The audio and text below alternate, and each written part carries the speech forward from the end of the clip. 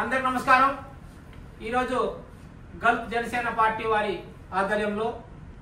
Gulf convener Kanchana Srikanth బాబు గారు, అలాగే కోవేట్ convener Anjan Kumar గారు, అలాగే కోవేట్ కన్వీనర్ బిడా సూర్యనారాయణ గారు, అలాగే కోవేట్ కన్వీనర్ మన ఆకుల రాజేష్ గారు, అలాగే మన కోవేట్ కో కన్వీనర్ మన ఓబులేష్ గారు,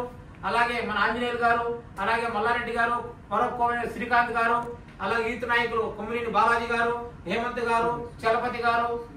అలాగే కోవేట్ కో కన్వీనర్ ఇమ్యూనిసిటీ సూర్యనారాయణ గారు, అలాగే మన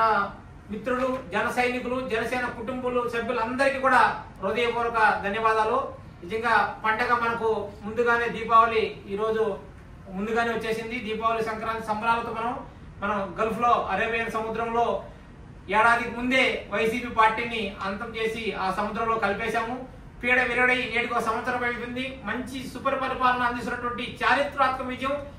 విజయం నిజంగా జనసేనకి 100 స్ట్రైట్ రేట్ తో ఇవ్వడం చాలా ఆనందమైన రోజు। ఇటువంటి రోజు భారతదేశ చరిత్రలోనే ఏకైక వ్యక్తి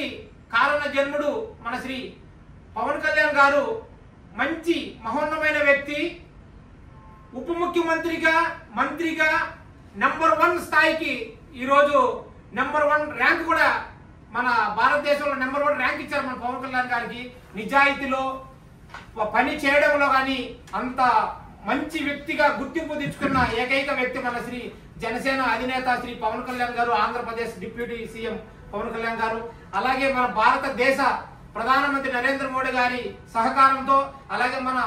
ఆంధ్ర రాష్ట్ర ముఖ్యమంత్రి చంద్రబాబు నాయుడు గారి సహకారంతో మన జనసేన పార్టీ ఇలాగే ముందుకెళ్లి మనం ఇంకా మంచి మంచి కార్యక్రమాలు చేసుకుంటూ మన అధినేత ఏదైతే పిలుపునిస్తారో అవి మనం తూచా తప్పకుండా పాటిస్తూ మన పార్టీని బలోపేతం చేసుకుంటూ మన కూటమిలో ఏవేవి ఇచ్చారో సూపర్ 6 అన్ని పథకాలన్నీ అవన్నీ పథకాలు నెరవేరే విధంగా మనం మన పార్టీకి అందజేసి ప్రతి ఒక్క పథకం కూడా